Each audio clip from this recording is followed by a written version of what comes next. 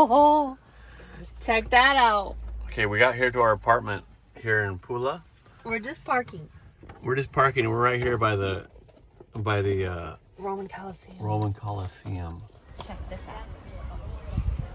I'm at one of the 7 Roman Colosseums, but I'm here in Croatia. It's actually the second best kept, like well preserved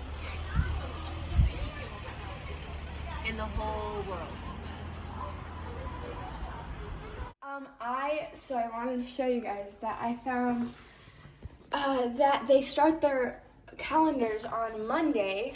So they go Monday, Tuesday, Wednesday, Thursday, Friday, Saturday, Sunday, instead of Sunday, Monday, Tuesday, Wednesday, Thursday, Friday, Saturday. Yeah, today's July 5th. Yep. So Monday. Ponedeljak.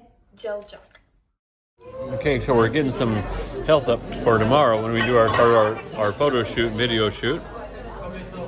Here we go. What'd you get, Stella? A pizza.